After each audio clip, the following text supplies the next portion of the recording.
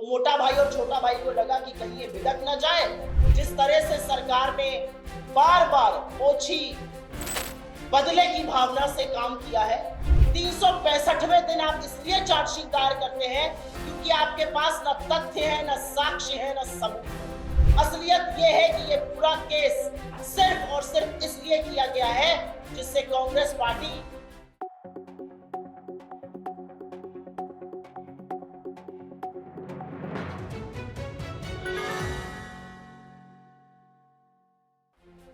National Herald मामले में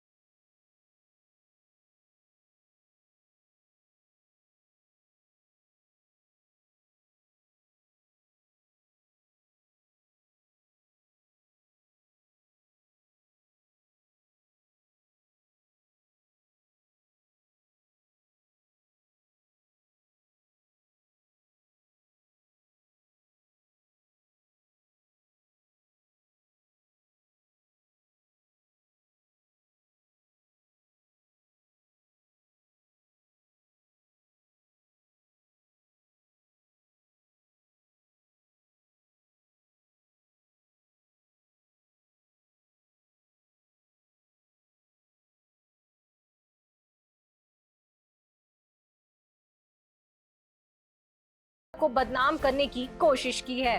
2020 में जब सुब्रमण्यम स्वामी को हमारे लॉयर्स ने क्वेश्चन शुरू किया तो खुद स्वामी ने हाई कोर्ट से अपने ही केस में स्टे ले लिया। लेकिन उस समय वो नरेंद्र मोदी जी की और अमित शाह की भी थोड़ी असलियत और कलई खोलने लगे।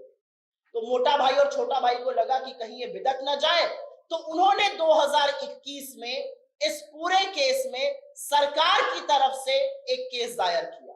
और यह डेट थोड़ी जरूरी है। 2021 में सरकार ने केस दायर किया। 2023 में एनफोर्समेंट डायरेक्टरेट ने एक प्रोविजनल अटैचमेंट ऑर्डर इशू किया। इसको किसी कोर्ट को स्वीकृति देनी होती है।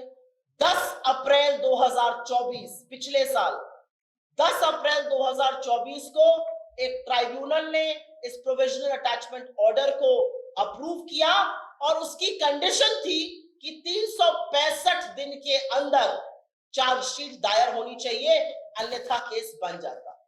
मोदी जी 11 साल से सत्ता में है, 12 साल पुराना केस है।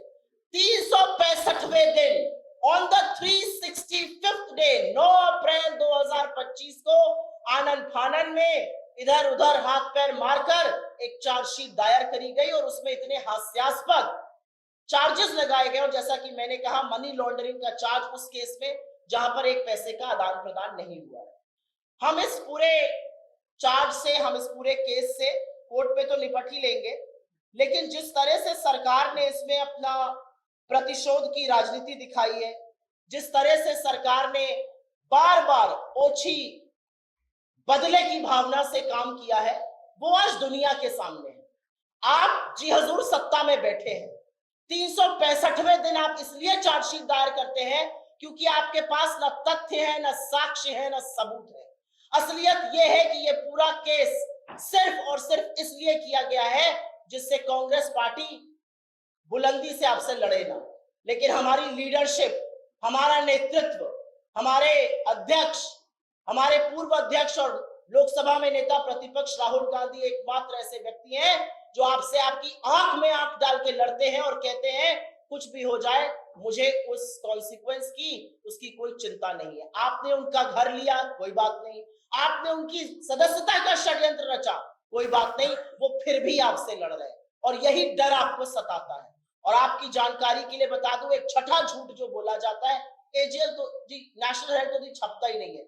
नेशनल हेराल्ड और नवजीवन हर हफ्ते छपते हैं। नेशनल हेराल्ड, कौमी आवाज, नवजीवन की तमाम वेबसाइट्स हैं। असलियत एक ये भी है कि तमाम सोशल मीडिया हैंडल्स उनके ऑपरेट करता है एजेएल।